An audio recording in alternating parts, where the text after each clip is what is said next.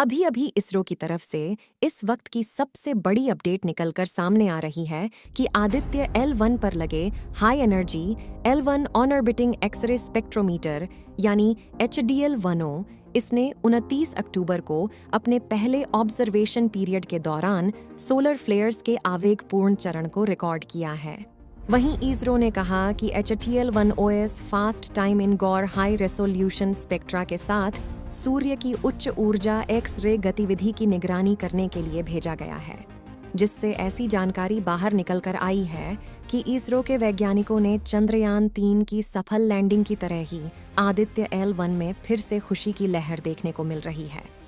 दोस्तों, अब आखिर आदित्य L1 मिशन HTL-10OS ने सोलर फ्लेयर्स की पहली हाई एनर्जी एक्सरे झलक कैद की। इस मिशन की यह एक अहम उपलब्धि मानी जा रही है।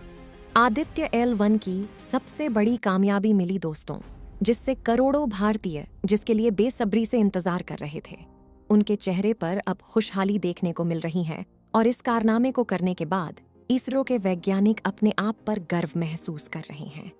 भारत के द्वारा भेजा गया आदित्य सूर्ययान भी अपने मिशन में लगातार सफलता हासिल करके तेजी से सूरज की ओर आगे बढ़ रहा है। लेकिन साथियों, आपको पता है, आदित्य L1 तेजी से आगे बढ़ते हुए अपनी राह एक बार फिर से भटक गया था। इसरो ने बहुत ही शॉकिंग न्यूज़ का अपडेट दिया था। हम लोगों के दिमाग में बहुत तरह के सवाल उठ रहे थे कि क्या वह अंतरिक्ष की गहराइयों में आदित्य L1 खो गया है? फिर दोबारा कैसे हो गया ऐसा? आदित्य L1 क्या फिर एक बार राह पकड़ ली है? सूरज के तेज तापमान से खुद को कैसे बचाएगा? आदित्य L1 क्या सूर्य के रहस्य का अध्ययन करना काफी चुनौतीपूर्ण है? दोस्तों, ऐसा ही जबरदस्त जानकारी जानने से पहले अगर आप एक सच्चे देशभक्त हैं तो इस वीडियो को एक लाइक जरूर कर दीजिए और कमेंट बॉक्स में इसरो की मेहनत और कामयाबी के लिए जय हिंद, जय इसरो जरूर लिखें। और साथ ही अगर अभी तक आपने मेरे चैनल को सब्सक्राइब नहीं किया है तो सब्सक्राइब जरूर से कर दें। तो चलिए दोस्तों, हम अपने टॉपिक पर आते हैं। सूर्य के रहस्य का अध्ययन करना काफ़ी चुनौतीपूर्ण है, क्योंकि इसके सतह का तापमान 9,941 डिग्री फ़ारेनहाइट है। सूरज के बाहरी कोरोना का तापमान अभी तक मापा नहीं जा सका है। माना जाता है कि इसका तापमान लाखों डिग्री फ़ारेनहाइट होगा, जिससे सूरज के नज़दीक पहुंचना नामुमकिन है। इसी को देखते हुए आदित्य L1 पृथ्वी और सूर्य के बीच की कुल दूरी के लगभग 1% दूरी 15 लाख किलोमीटर पर मौजूद के पास की कक्षा तक जाएगा। इसरो के साइंटिस्ट का मानना है कि Li-1 बिना किसी बाधा के लगातार सूर्य के बारे में महत्वपूर्ण जानकारियां दे सकेगा। सूरज के तेज तापमान से खुद को कैसे बचाएगा?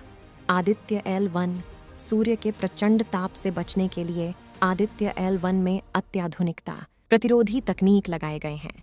इसके बाहरी हिस्से पर स्पेशल कोटिंग की गई जो सौर ताप से उसे बचाए रखेगा। इसके अलावा L1 में मजबूत हिट शील्ड और अन्य उपकरण भी लगाए गए हैं। इसी को देखते हुए आदित्य L1 पृथ्वी और सूर्य के बीच की कुल दूरी के लगभग 1% दूरी 15 लाख किलोमीटर पर मौजूद L1 के पास की कक्षा में स्थापित किया जाएगा। वहीं धरती पर बैठे इसरो के वैज्ञानिकों ने अपने आज तक के सबसे बड़े स्पेस मिशन आदित्य L1 को लॉन्च कर दिया था, जिसे के बाहुबली रॉकेट PSLV ने अंतरिक्ष में ले जाकर पृथ्वी के 400 किलोमीटर के ऑर्बिट में छोड़ दिया था। और अब आगे का सफर आदित्य L1 को अपने बलबूते पर करना था। और यह सफर कोई 2000 दिन का नहीं, बल्कि पूरे 109 दिन और करीब 80 लाख किलोमीटर बढ़ा था। इसलिए पूरी दुनिया की नज़र आदित्य L1 पर टिका हुआ था, क्योंकि इससे पहले इसरो सिर्फ एक बार मंगलयान मिशन के दौरान ही अपने यान को पृथ्वी से इतना दूर भेज पाया है, जिसके बाद हम एक बड़ी खुशखबरी मिली कि 30 सितंबर के दिन इसरो के वैज्ञानिकों ने कमांड सेंटर में बैठकर एक बटन दबाया, जिससे आदित्य L1 ने अपने इंजन ऑन करके 40,000 किलोमीटर की तेज़ रफ्तार से पृथ्वी की गोलाई वाली कच्चा छोड़ दी और L1 पॉइंट पर जाने के लंबे गैलेक्टिक हाईवे को पकड़ लिया। लेकिन वह कहते हैं ना कि ब्रह्मांड पर हमारा बिल्कुल भी कंट्रोल नहीं है और वहाँ अचानक से मुसीबतें अंतरिक्ष यान के दरवाजे पर दस्तक दे देती हैं। ऐसा ही कुछ हुआ आदित्य L1 के साथ।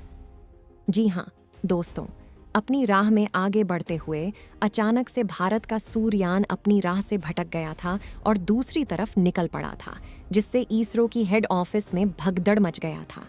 क्योंकि अगर कोई भी स्पेसक्राफ्ट अपनी राह में 1 डिग्री भी इधर उधर निकल जाए तो हजारों किलोमीटर की रफ्तार पर चलते हुए वह अपनी तय की गई मंजिल से काफ़ी दूर निकल जाता है और फ्यूल की कमी होने की वजह से उसे इतना दूर से वापस भी नहीं लाया जा सकता है, जिससे पूरा मिशन फेल हो जाएगा। इसलिए जब 20 अक्टूबर के दिन जब आदित्य L1 अपनी राह से भटका, तभी इसरो के कमांड सेंटर में इमरजेंसी सिग्नल शुरू हो गया और इसरो के वैज्ञानिकों पास आदित्य L1 की एक फैक्ट्री ठीक करने के लिए बस कुछ ही मिनट का समय बचा था। तो जल्दी से सभी वैज्ञानिकों ने अपने कंप्यूटर संभाले और परफेक्ट कैलकुलेशन करके तुरंत आदित्य L1 का इंजन फायर कर दिया, जिससे उसके तय किए गए एंगल पर मोड़कर अपनी रफ्तार देखते ही देखते अपनी राह पर वापस आ गया। जी हाँ, इस बात की जानकारी देते हुए इसरो ने अपने ट्वीट में कहा कि 6 अक्टूबर के दिन हमने प्रोजेक्ट रिकलेक्शन मैन्युअल यानी TCM को परफॉर्म किया था, जिसके लिए आदित्य L1 के इंजन को 16 सेकंड के लिए फायर किया गया था।